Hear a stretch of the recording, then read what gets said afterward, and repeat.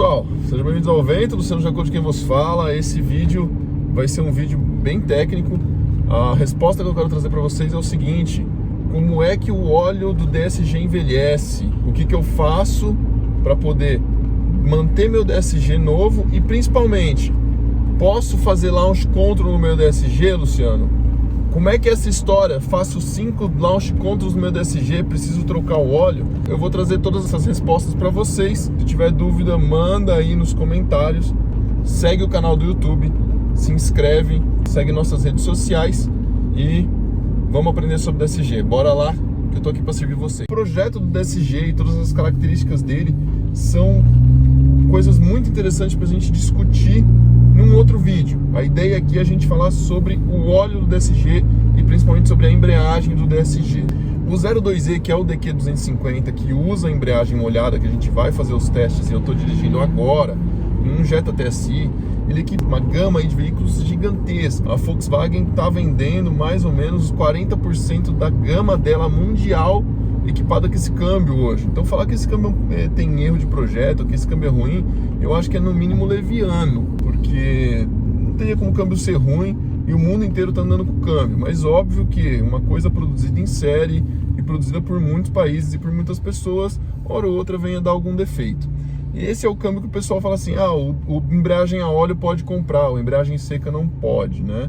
E é mais ou menos isso mesmo, a embreagem seca dá muito mais trabalho que a embreagem molhada. E por que a gente vai falar sobre óleo e sobre embreagem? Porque o óleo da transmissão do DSG, ele é um óleo específico para essa transmissão. É um óleo desenvolvido pela Pentocin, que hoje pertence ao grupo Fuchs. É o óleo FFL2, tá, para essa transmissão. E ele é um óleo típico próprio para transmissões de dupla embreagem que dependam do óleo de transmissão para engate de marchas e para transmissão de torque em embreagens úmidas, tá? Luciano, por que você está falando isso? Por conta do seguinte: característica desse óleo, a gente está acostumado a pensar que lubrificante serve, né? Óleo lubrificante, né? Fluido lubrificante. Qual que é a primeira característica do fluido? É de lubrificar, né? É de manter um filme lubrificante ali para evitar desgaste de eixo, desgaste de bronzina, desgaste de partes móveis e tudo mais. Mas no caso do DSG, no caso da embreagem úmida, a principal característica do fluido dessa transmissão é dela criar um filme, uma película para transmitir torque. Quem transmite o torque na embreagem não é o contato físico entre o disco de composite e o disco de metal, tá? Dentro dessa embreagem tem várias embreagens ali, são dois pacotes de embreagem. A gente fala que é um câmbio de dupla embreagem, mas na verdade é um câmbio de duplo pacote de embreagem, semelhante aos pacotes de embreagem que a gente tem dentro de transmissão automática convencional, só que com material muito mais resistente na questão dos composites. E esse pacote de embreagens, ao contrário do que a gente está acostumado a ver em embreagem mecânica seca, onde aquela lona, né, ela tem um atrito dela com o volante, contra o volante e o platô, ela é esmagada ali mecanicamente, e o atrito dela, o escorregamento dela, faz com que transmita torque entre o volante e a transmissão. Nesse caso aqui, pessoal, o atrito é do filme de óleo que fica entre o disco metálico e o disco de composite. Mas como assim o filme de óleo, pessoal? Para quem quer estudar isso, entender esse fenômeno, tá, de como esse atrito acontece através desse filme de óleo, saudoso professor Franco Brunetti, do qual eu tive aula de mecânica dos fluidos, ele explica a teoria do Prandtl de escoamento linear na mecânica dos fluidos. O fluido tá lá para fornecer uma camada e ele faz o papel de material de atrito. Por consequência, ele sofre um aquecimento muito alto e ele também tem que gerar a troca de calor nessa transmissão. Então o que acontece? Essa transmissão ela tem uma solenoide, um circuito de alimentação de óleo, que com essa solenoide totalmente aberta, ela fornece cerca de 20 litros por minuto numa pressão de 2 bar, até 20 litros por minuto numa pressão de 2 bar, na condição máxima de aquecimento e necessidade de refrigeração. Pensem, a transmissão tem 7,8 litros dentro da transmissão, tá? Isso significa que todo o fluido da transmissão passa cerca de 3 vezes dentro da embreagem por minuto, numa condição que você precisa refrigerar ao máximo essa embreagem. Então ele tem lá essa solenoide que controla esse fluxo dentro da embreagem, por isso que a gente fala que a embreagem é úmida.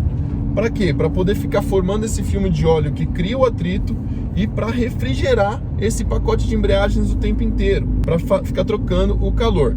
Então o que a gente está fazendo aqui, eu estou dirigindo esse carro até um local seguro para a gente poder fazer alguns testes e verificar a temperatura do fluido no pacote de embreagens. Mas eu quero que vocês entendam o seguinte: não tem como você medir a temperatura lá dentro dele, óbvio, no ponto de contato, que vai ser o ponto onde vai ter a máxima temperatura. Esse fluido ele chega ali pelo meio e a embreagem está em movimento rotativo. Através da força centrífuga, né, o fluido passa pela embreagem e escorre pelas laterais. E o sensor está posicionado logo na lateral do pacote de embreagens e pega a temperatura logo ali fora. Ele está pegando uma temperatura que não é a temperatura máxima que o fluido sofre.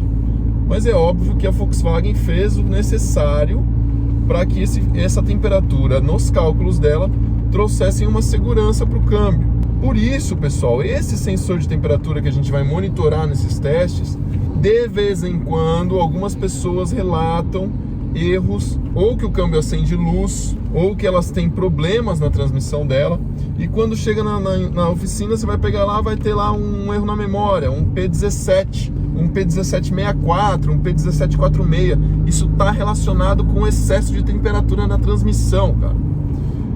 É esse sensor que está medindo a temperatura. Existe outro sensor de temperatura dentro da transmissão, Luciano? Existe. Mas esse sensor de temperatura, ele está medindo a temperatura máxima ali para poder ficar monitorando a temperatura da embreagem, porque é o mais importante nesse momento. Estou explicando tudo isso para vocês entenderem o seguinte: estou usando o carro, igual vocês estão vendo aqui no trânsito, ó. A bomba de óleo está lá abrindo a solenoide, o fluido está passando pela embreagem, esse fluido cai de novo no cárter, né? A bomba de óleo pega de novo, parte desse fluido passa pelo trocador de calor, parte não, vai tentar baixar a temperatura do fluido. E num uso normal, isso tá tudo certo, porque o fluido tá trocando bastante calor, tá numa temperatura razoável. Qual que é a temperatura de trabalho agora, nesse momento? Estamos com uma temperatura de 80 graus na embreagem no sensor G509. Temperatura de 80 graus de trabalho, eu tô aqui andando, vocês viram, né? Estão acompanhando como é que a gente está andando com o carro.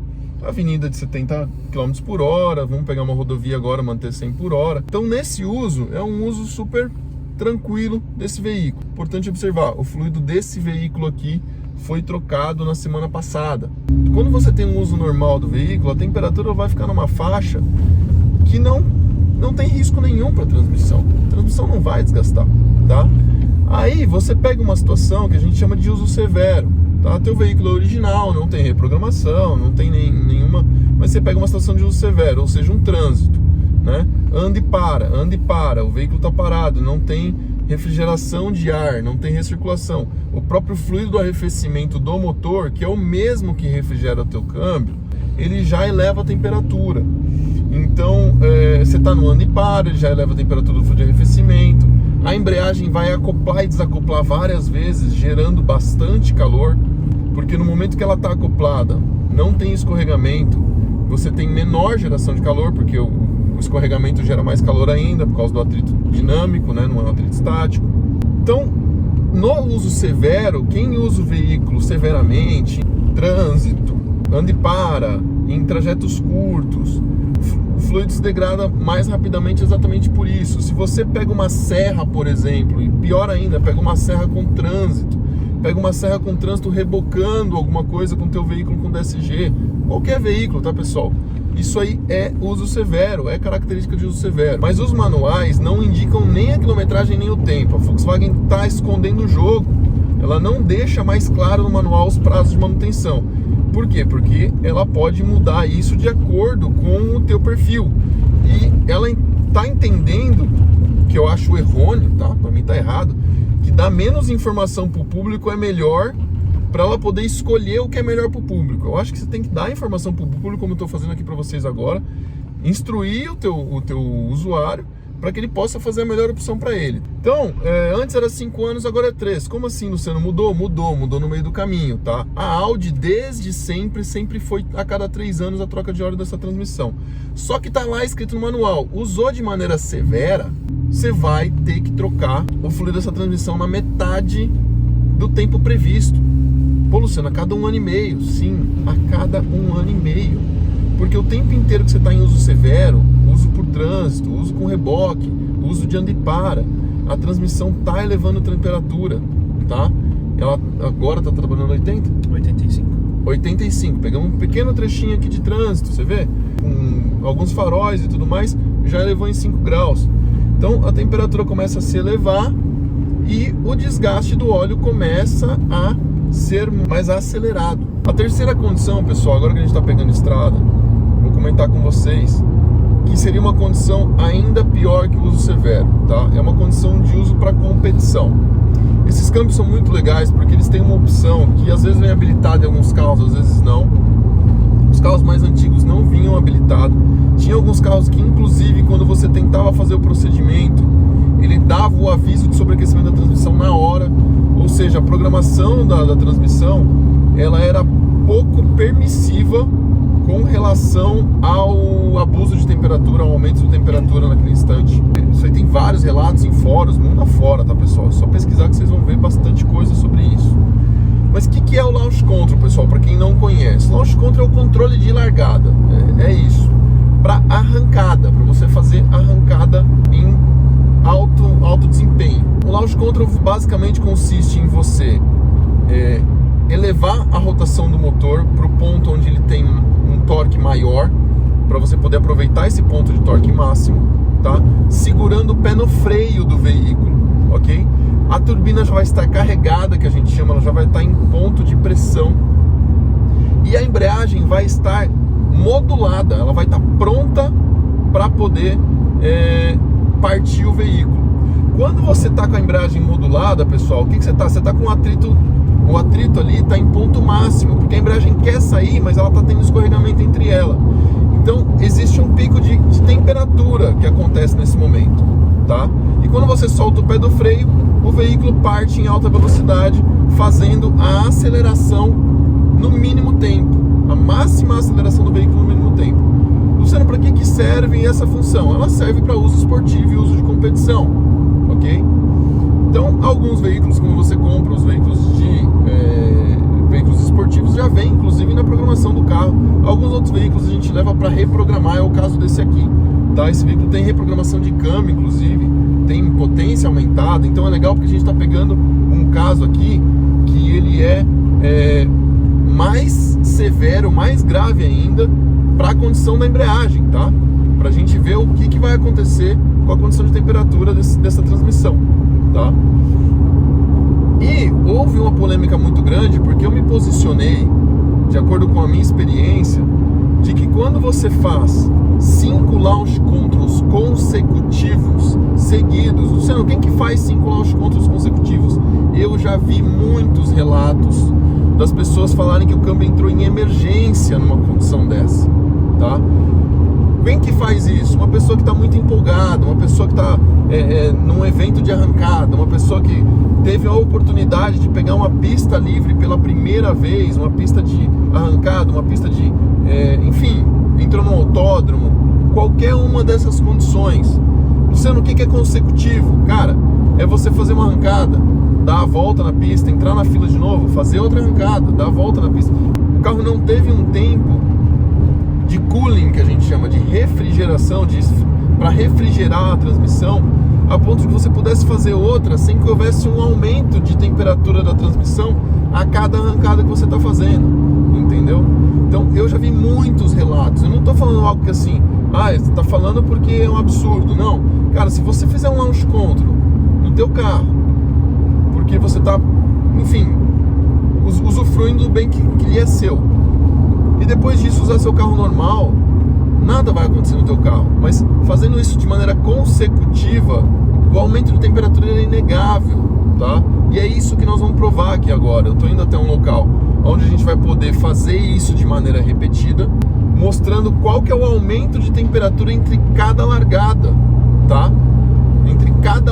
largadas. E aí vocês vão poder entender o que vai acontecer quando chegar na quinta largada.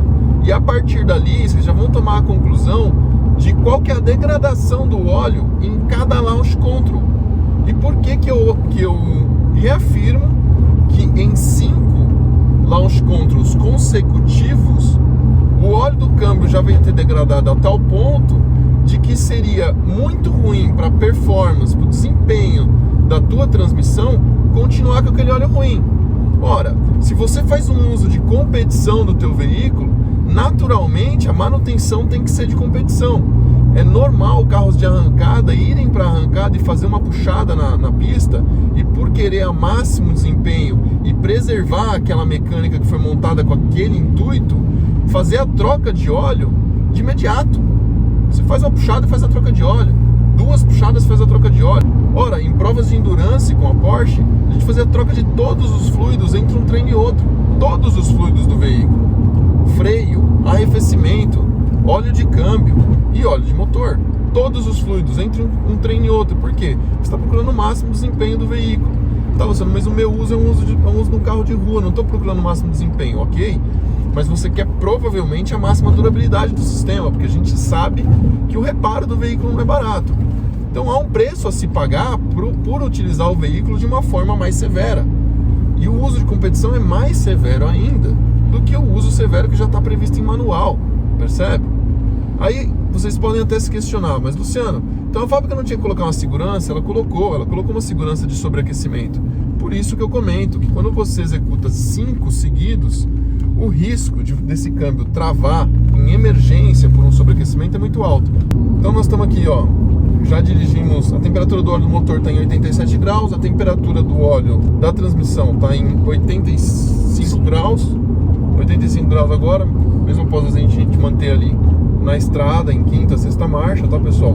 Não deu para desenvolver uma velocidade boa, tava com bastante trânsito, caminhão, a gente manteve ali 80 por hora com o caminhão à frente, mas podemos dizer que o uso do carro até agora foi normal. Essa é a temperatura natural que uma transmissão vai oscilar entre 75 e 90 graus no uso normal do carro.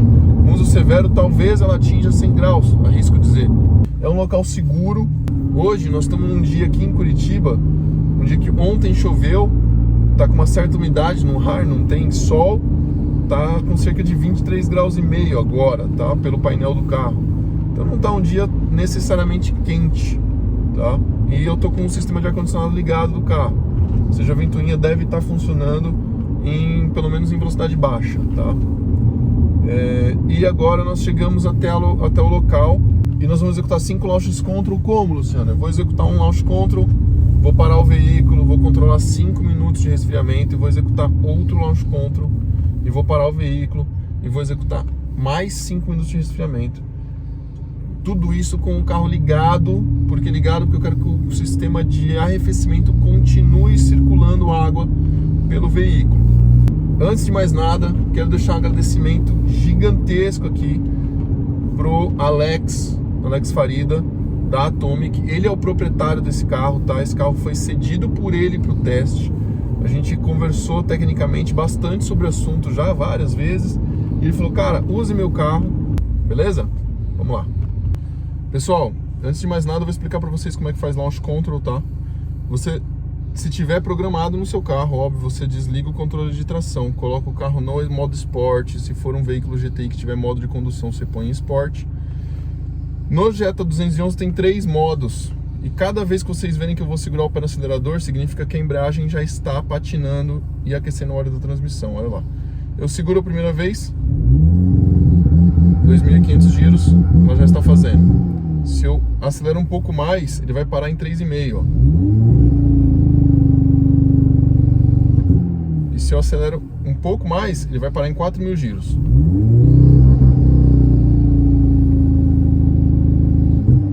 Tá? Então eu vou acelerar, deixar ele carregar a turbina e tirar o pé do freio. E assim a gente vai fazer a primeira arrancada. Nós estamos monitorando a temperatura nesse momento.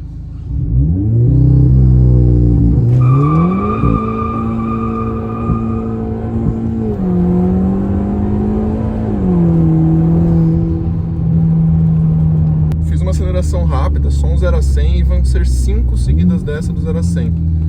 E eu vou deixar o cronômetro agora com o carro refrigerando 5 minutos. Ó, vamos para a segunda arrancada, tá?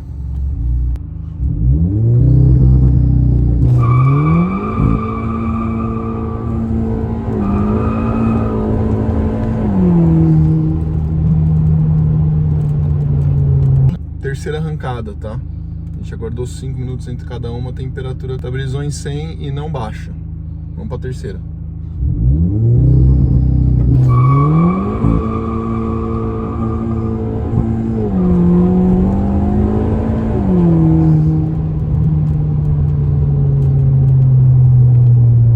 Pessoal, quarta arrancada, bora lá.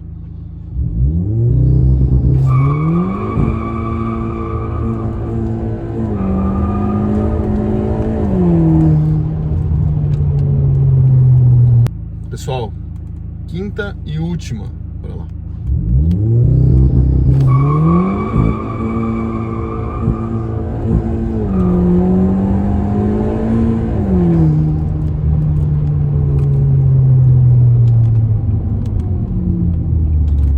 Pessoal, vamos lá, estamos na oficina já de volta, vamos concluir isso aí então. Trouxe o carro para cá, tirei a amostra do óleo, você viu que a gente fizemos os 5 launches seguidos. A máxima temperatura que a gente teve no câmbio, no G509, foi de 147 graus. O ponto de fulgor desse fluido, do FFL2, é de 220 graus, ou seja, a partir de 220 graus a gente tem esse fluido, ele se inflama, ele pega fogo. E isso significa que próximo dessa temperatura, se você conversar com um químico, for estudar sobre craquelamento, sobre quebra de cadeia, que é como se formam os produtos derivados de petróleo. Você faz isso através de uma destilação, você faz isso através de colocar catalisadores ou através de processo de pressão e temperatura. Exatamente a condição que o fluido fica lá dentro do pacote da embreagem. Quando você pega o fluido, a molécula de fluido lá no pacote da embreagem, essa temperatura a gente está medindo ela na periferia, do lado externo da embreagem, né? Não tem como colocar um sensor de temperatura dentro do pacote de embreagem.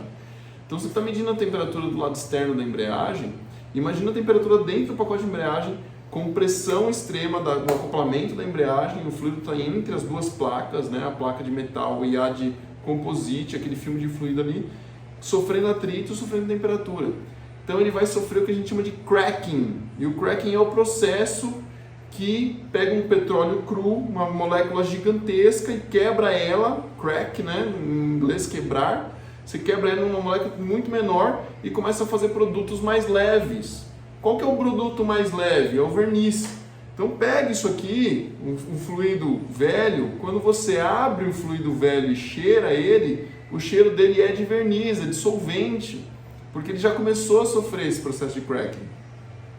E é um óleo, pessoal, que andou aí pouquíssima quilometragem, tá? Foi trocado há menos de uma semana e rodou cerca de 200 quilômetros, 300 quilômetros e sofreu na minha mão a maior parte do desgaste para a gente poder fazer esse teste. Ou seja, a gente jogou fora uma troca de óleo só para poder provar isso aqui para vocês, poder mostrar para vocês qual que era o pepino, né, do que a gente está falando. Ah, pessoal, Luciano, pega esse óleo e leva para uma análise físico-químico, né? A gente tem que tomar muito cuidado para não entrar em informação equivocada aí, tá? Eu não sou químico, né? Eu sou engenheiro mecânico, mas se eu tentar olhar para esse óleo e tentar pegar molécula de metal aqui dentro para falar do desgaste do câmbio, cara, esse câmbio já tem quilometragem, já tem outro desgaste. A gente não pode falar que o desgaste do câmbio foi por causa do launch. Eu estou tentando mostrar para vocês qual que é o desgaste do óleo, que o óleo sofreu com esse sobreaquecimento e por isso ele perdeu as capacidades físico-químicas dela, não que o câmbio desgastou, o óleo desgastou e a partir de agora o câmbio não vai ter mais as propriedades que o óleo precisa ter para que ele funcione de maneira adequada. Então daqui em diante, se eu continuasse levando mais launches, eu poderia levar aquele câmbio a uma quebra catastrófica, entendeu? Esse é o problema. Olha aqui como é que tá esse fluido, deixa eu mostrar para vocês, ó. Fluido novo, tá? Completamente translúcido, né? Fluido usado, tá vendo, ó? Por que ele ganha essa cor avermelhada? Pessoal, não sei, tá? Não sei, eu não sou químico, seria legal até algum químico contar para nós isso aí, provavelmente por conta do processo da temperatura aí. A gente tirou uma amostra bem maior. Eu tenho um seguidor que é químico dessa área, ele é de São Paulo, ele está para vir para Curitiba nas próximas semanas aí, ficou de inclusive me pagar uma visita, de vir aqui pegar esse material e levar para São Paulo. O Ítalo, vamos ver se ele, o que ele consegue fazer para nós, porque aí sim, o que ele faz? Ele analisa esse material e compara, por exemplo, viscosidade a 100 graus desse material com viscosidade a 100 graus do material novo. E aí a gente sabe se as características químicas, físicas desse fluido foram afetadas, entendeu? Então tem vários ensaios que podem ser feitos. Se eu começar a fazer ensaio aqui, não vai ser conclusivo, essa é a verdade. Vamos ver se escorrega mais, escorrega menos. Cara, isso aí é bonitinho de ver, mas a gente tem que tratar as coisas com seriedade. Assim como eu estou fazendo um teste desse para vocês, para que a gente possa ter nossas avaliações e nossa análise subjetiva nesse caso. Então é isso. O que está gerando ali? Está gerando uma alta temperatura, tá? O pico máximo foi de 147 fora da embreagem, lá dentro, acredito eu, que esteja passando dos 400 graus, porque dentro de conversor de torque a gente sabe que passa dos 300. Você tem um pico de pressão e temperatura que gera uma quebra de cadeia, estratificação disso aí, enfim, dá para estudar tudo isso aí e conversar com quem entende de lubrificante, de fluido, para falar um pouco mais disso pra gente. Fez 5 launches consecutivos no veículo, eu não tenho dúvida, como eu já não tinha, você vai ter um fluido degradado por conta de uma alta temperatura. Quanto que essa temperatura está agora testado? Maior que 140 graus. Qual que é a temperatura de trabalho da caixa? Entre 80 e 100. O que está escrito no manual do carro? Está escrito que você pode fazer isso, mas que você tem que entender que você está esforçando todo o conjunto do veículo, tá? Isso está escrito no manual do carro, tá? Quando executado o launch control, né? O controle de partida rápida, você esforça todo o conjunto do carro. Posso fazer, Luciano? Vou quebrar meu carro? Não, eu acredito que você não vai quebrar teu carro, irmão, se você fizer isso 1 ou 2 vezes no teu carro, eventualmente. Luciano, eu estou indo para um evento de arrancada, ok, faça. Está lá para ser feito, é um programa do carro, mas entenda que você tem que fazer uma manutenção preventiva e preditiva anteriormente e posteriormente a esse evento de arrancada que você foi com o teu carro. Legal? Cuide do teu veículo para que ele não quebre inadvertidamente. Tá? Para que ele não quebre sem aviso prévio e depois você fala assim, o produto é ruim, o produto quebra. Poxa, gente, tem gente aí trocando motor pela 2ª vez e não sabe por quê, mas é porque não faz manutenção da maneira correta. E a gente sabe que tem gente que cuida muito bem do carro. E é para isso que eu tô aqui. Eu tô aqui para poder trazer informação de qualidade para vocês que querem efetivamente cuidar bem dos seus veículos. Legal? Eu sou o Luciano Jacode, da Oficina ao Vento, a oficina onde a manutenção do seu veículo não é um gasto, é um investimento. Valeu!